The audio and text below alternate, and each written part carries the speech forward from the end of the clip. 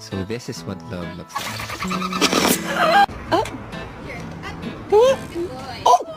Broccoli, apples, pears, bananas, carrots, chicken. Hey, what are you doing? Oh, you didn't like that?